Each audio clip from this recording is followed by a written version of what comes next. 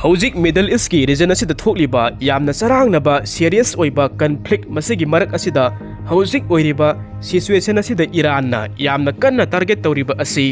samudragi cargo ship singda Dubai airport manak nakpa area singda amadi maru oiba oil facility sing asida yamna kanna target tawduna akanba attack kaya ama chathaba haurakre masigi Iran na hojik chatharakliba action sing asi uraga maliam gi tungan ba laibak sing asina mipai ba pakhat ba phaurakre masigi maru oiba maram haiba taragadi global economy asi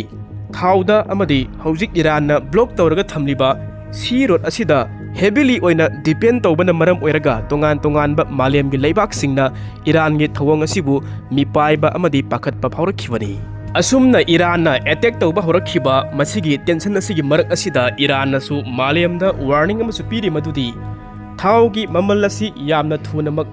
barrel amada $200 ki sang asi yorak pi yai maduna section haina maliam da section washing Thingkhre aikoina khangi madudi barrel hariba asi oil industry da use tawba standard unit amani aduna barrel amada thau asi 159 liter asi yawi hojik maliam da barrel amada $100 gi mayada piribani aduna karigumba masi Iran na hairiba thong asi tawba taragadi maliam da barrel amada thau gi mamal asi $200 da hengalakpa taragadi haibadi masina fuel petrol da diesel da airplane fuel da amadi transportation gi cost da yamna expensive oirakpa maliam da global economy da sauna akaiba singla kadoribani maram masina ni Iran na thau gi mamal asi hengalakani haina warning tawriba asi mataw asum tawna Iran na masigumlaba akanba warning sing tawrakhiba asi laibak sing asigi marakta atangba posei kaya ama amadi thau sing puraga lakhiba cargo ship sing masigi martian ship sing asida Iran gi force sing na akanba attack sing chatharba matungdani masigi cargo ship mayam asi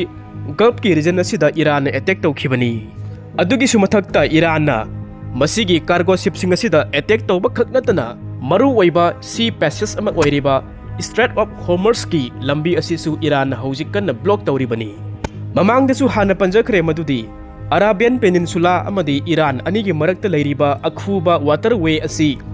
malemgi oina khwaidagi maru oiba thau puthok pusin tawriba sea road amani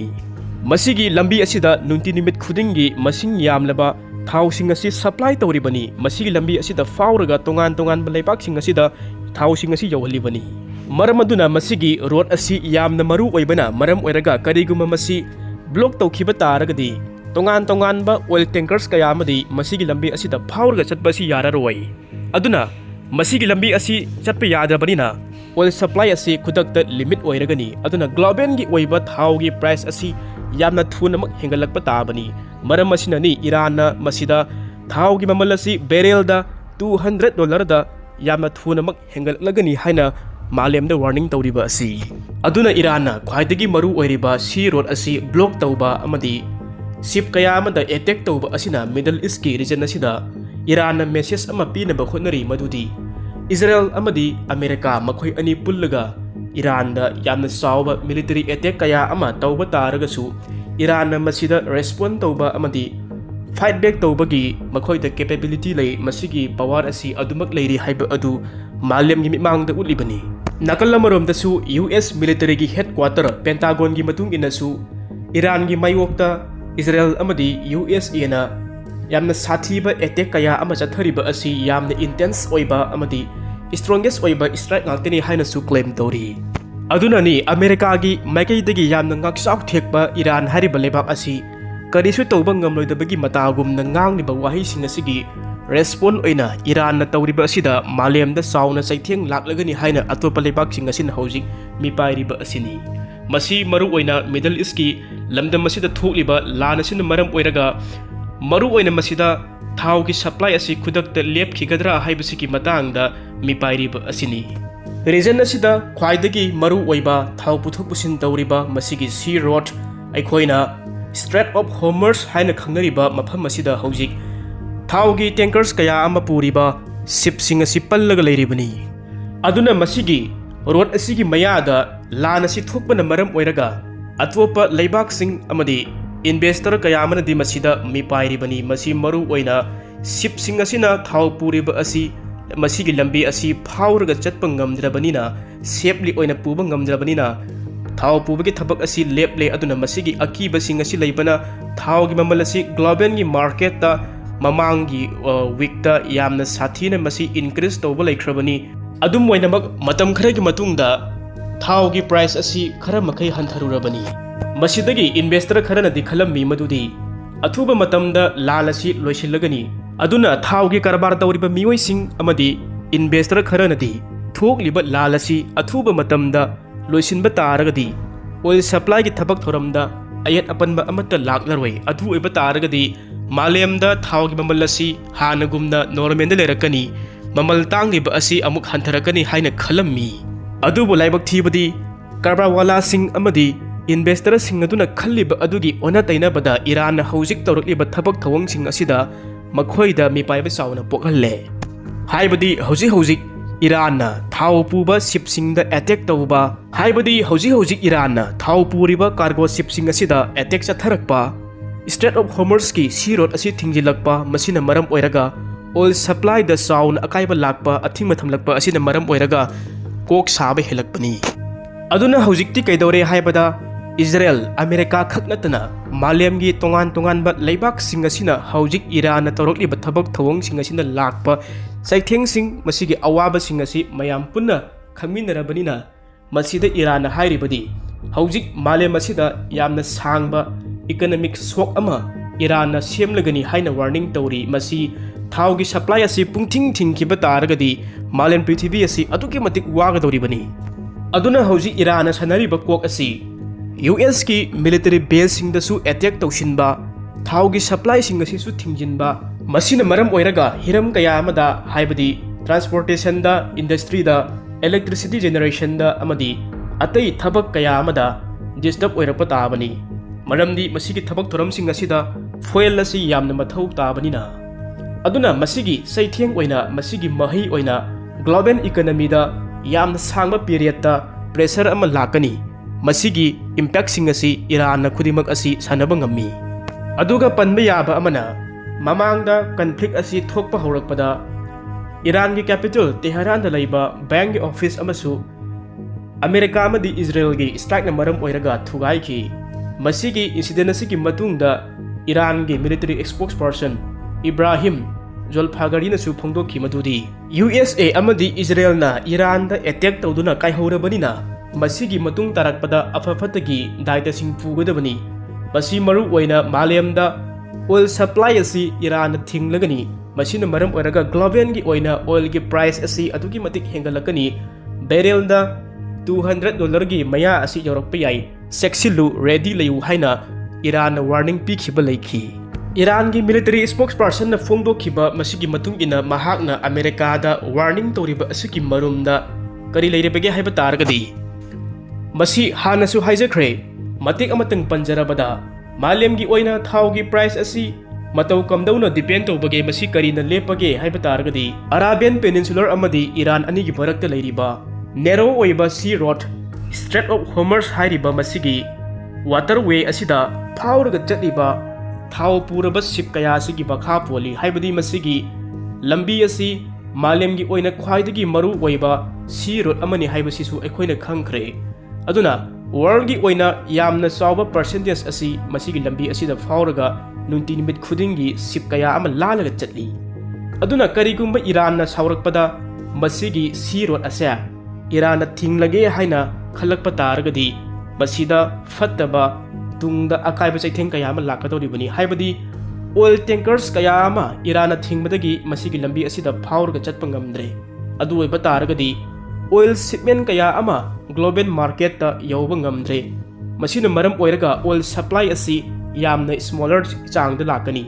aduna limited oirakani haibani masidagi amu kaidore haibada masigi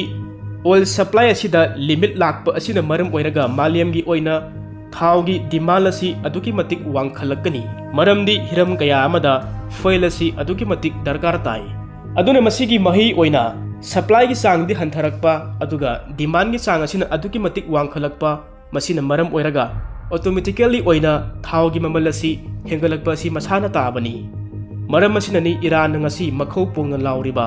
Oil price asi barrel da $200 asi yauragani chekshilu ready layu haina malemda amadi America da warning tawriba asini.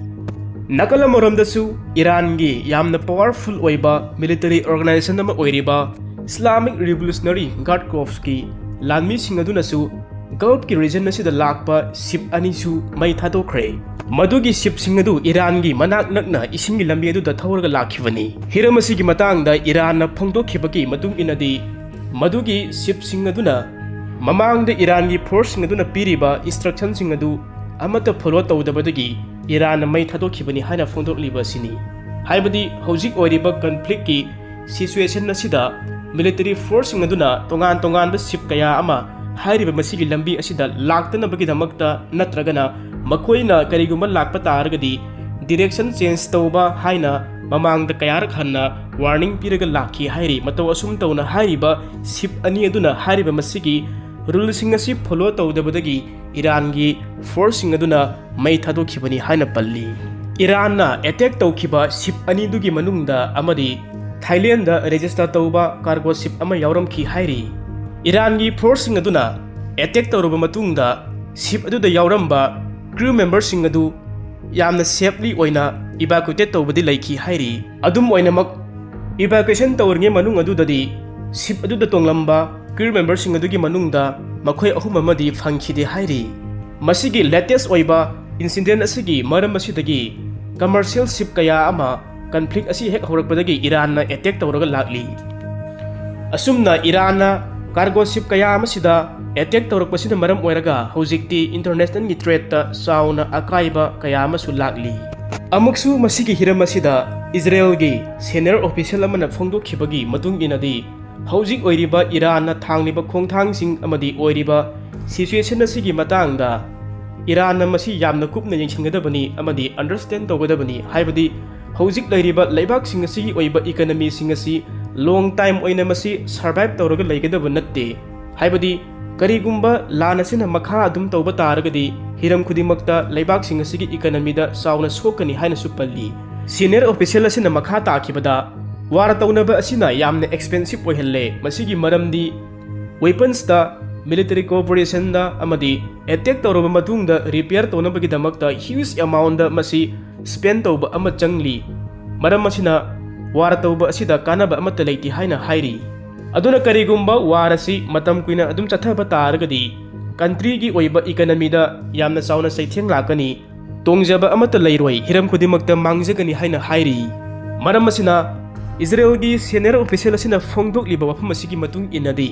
Israel na war asi loisinba pamle makha taba pamdre haibadu ingit piriba sini. Amuksu nakalamaromda US President Trump na interview amada phongdokhibada hojik thokliba war asi athuba matamda loisilaba yai haina mahakna thaji haina phongdokhi. Mahakna claim tawkhibada Iran manungda makhoina attack tawkhibada Iran hairiba lebak asigi mafam ayamba amangata thokhrabani. Masida aikhoina makha tana Iran da attack tawgadaba mafam amata leitre mafam ayamba akai atoi nangkhrabani hainasu President Trump na yamna napal amaga iroinana phongdokhi. Mahakna sunnasu makha taakhi madudi thokliba lalasi yamna athuba matamda loisilaba yai mahakna loisinge haina khalabadi khudakta loisinbasu ngammi hainasu napal amaga loinana phongdokhi. Nakalamuramdasu Middle East ki region asida thokliba lalasina maram oiraga air travel da sauna akaiba kayamasu lakli. War asina maram oiraga atiyada missile sing drone sing amadi military aircraft sing asi pairakpana maram oiraga civilian gi airplane sing da accidentally oina hit tawdra haibasigi mipaibadagi flight ayamba cancel tawnakhiba amadi flight ki route sing asi hongduknakhiba su yaukhre. Mataw asum tawna hojik oiriba situation asida hena sathiba haibadu oirakli. Iran na Dubai airport ki manak nakba area singda Strait of Hormuz ki sea road asida lakpa ship sing asida attack tawrakpa masi mayam asida target tawrakpana maram oiraga hena sathiba haibadu oirakli. Makha tarakpa asida kari karamba sing news sing lakpuno haibadu su yengminasi matam gi matung ina adum update tawjarake.